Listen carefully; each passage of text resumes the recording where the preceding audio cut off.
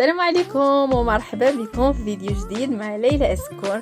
كنتمنى ان شاء الله تكونوا كلكم بخير وعلى خير وبصحه جيده وانتم كتدوزوا العطله الصيفيه في احسن الاحوال يا ربي، والله يرفع علينا هذا الوباء والله يرفع علينا البلاء.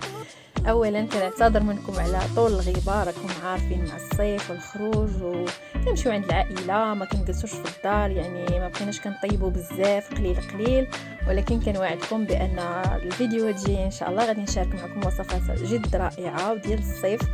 اقتراح اليوم ان شاء الله بغيت نقترح لكم واحد البلاصه اللي اكثر من رائعه وزوينه بزاف، سميتها جنان فايزه. هذا مسبح اولا بيسين اللي زوين بزاف وفي المتناول ديال الجميع، الصراحه رائع كما كتشوفوا في الصور.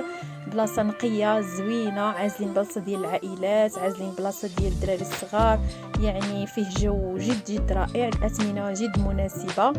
الدخله ديالو هي هذه، كاين في الطريق ديال تحناوت اولا في الطريق ديال لاله تكركوس، في الخرجه شويه ديال مراكش.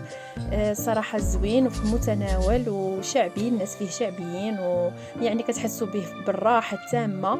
كتخلصوا الدخول وبالحق الماكله ديالكم كتجيبوها معاكم، ما كيقول لكم حتى شي حاجه نهائيا، يعني تقدروا تجيبوا الماكله ديالكم، لي ساندويش، الوجبات الخفيفه اللي بغيتوا. لما بغيتوش تجيبوا راه كاين كلشي لداخل، كاين طواجن، كاين طنجيه، كاين ساندويشات، كاين داكشي يعني الاكل حتى هو في المتناول.